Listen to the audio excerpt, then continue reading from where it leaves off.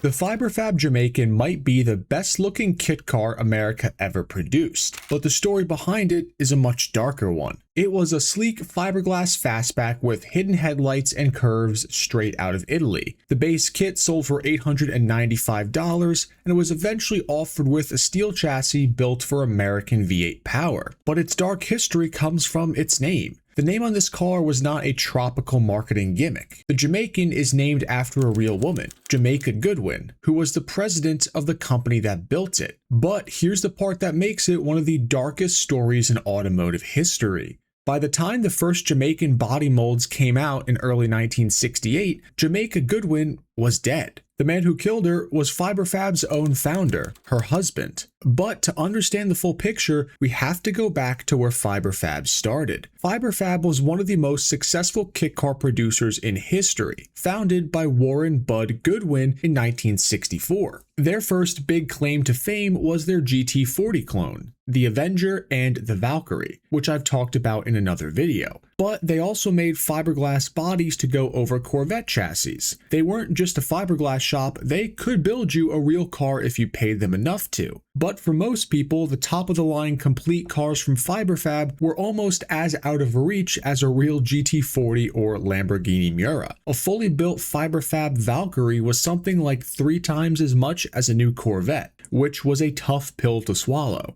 So instead, Fiberfab made a ton of money selling parts and bodies to guys with big dreams and some extra garage space. How far you got with what Fiberfab sold you, they said, well, that was up to you. And they were wildly successful at it. By 1967, Fiberfab was on a roll. They had offices in multiple countries, tons of body designs to choose from, and you could put them on pretty much whatever car you wanted, from Beetles to Corvettes. The future looked bright until September, when Bud Goodwin was arrested for killing his wife Jamaica. There are alleged rumors that he was exhibiting signs of instability and paranoia around this time, some of which attributed to the stress of running Fiberfab. Reports are a bit murky, but what happened this one fateful night is that he came home and Jamaica was merely sitting on the couch with another man. According to reports, apparently Bud snapped upon seeing this and went into a paranoid jealous rage and fired 2 shots from his semi-automatic pistol, one of which struck and killed Jamaica. In wake of this fatal shooting, Bud was eventually convicted to manslaughter.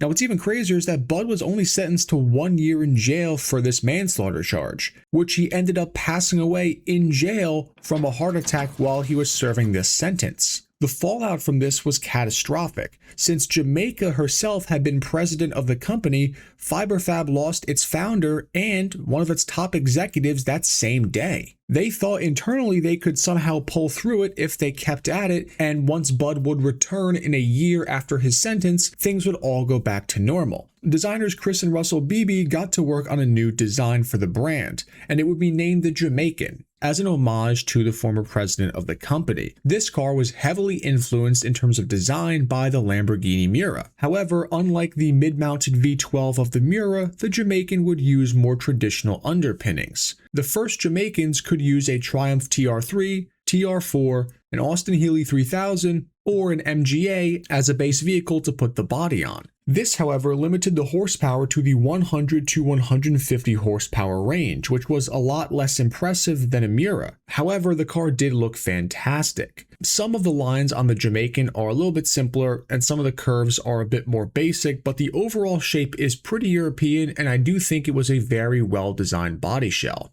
The issue with the first Jamaicans, though, were those chassis limitations. You could have put a bigger engine into one of those British car chassis if you wanted to, but the suspensions were a bit more archaic and they just were not designed to deal with that kind of weight of, let's say, a V8 up front. Those initial base chassis were also a bit long in the tooth. By 1968, when the Jamaican was out, the TR3 had ended production 6 years earlier. And this is in an era when technological advancements in performance cars was pretty fast. A lot could change in 6 years. And because of all these things, within just a few months of releasing the first generation Fiberfab Jamaican, the people at Fiberfab had received a flood of letters calling and asking for a version that included a chassis that could support the weight of a more powerful small block V8.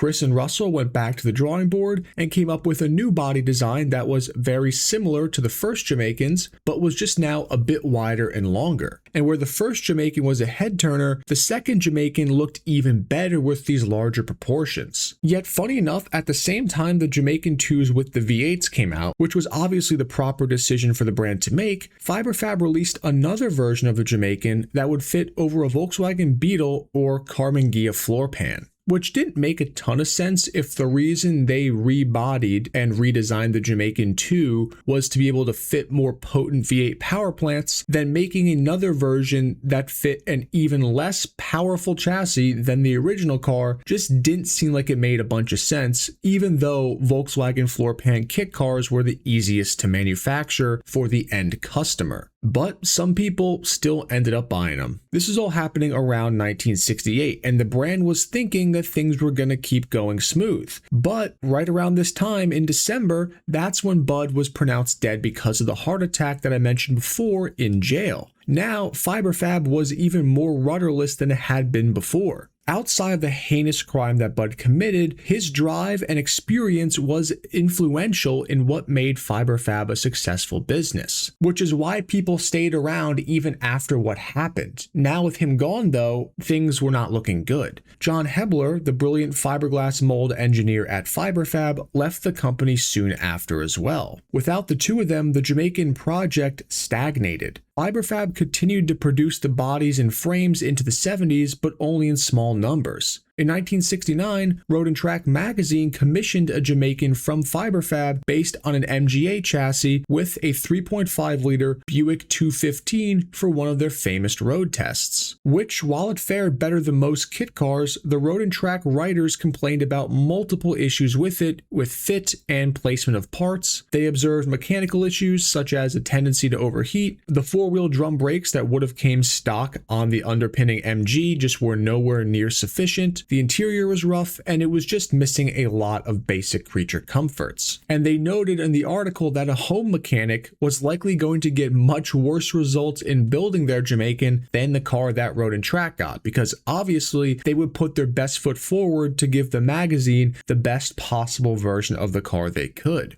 In the end, only a few hundred Jamaican and Jamaican 2 kits were produced. The thing to understand about these kits though is that that's not actual cars. That's the amount of kits that were produced that still required people to go ahead and put them together. Kit cars back in the 60s and 70s are not like your Factory 5 Cobra kit cars today. There were way less instructions. You had to figure out so much more stuff on your own and make so many more parts to make it all work together in unison. And as a result, the projects took longer, took more skilled people to do them, and because of that, less of these cars actually were turned into real vehicles than you might think. The number of real completed Fiberfab Jamaicans that still exist is not that high. On the bright side though, because there are so few of them today that are finished, most of the kinks have been worked out on these if they've been running and driving for a while. And with some of the tube frame chassis of the Jamaican 2s, owners have been able to squeeze in all kinds of engines in classic kit car fashion, from your 350 small blocks all the way up to massive Ford big blocks, as well as suspension bits from different cars and whatever else have you. That's kind of the beauty of these kit cars, is that you can do whatever you want with it and you're not really cutting up anything or irreversibly damaging a valuable vehicle. They were designed from the beginning to be cobbled together with what you had. So in modifying them and making them better with other parts, nobody has a problem with it. And I definitely don't either. You can definitely find Jamaican fiberglass bodies for sale from time to time because, again, the bodies themselves being fiberglass didn't rust. So the cars that weren't put together, there is an innate value, and people did look at the nice looking body shell and generally try and keep them fairly nice.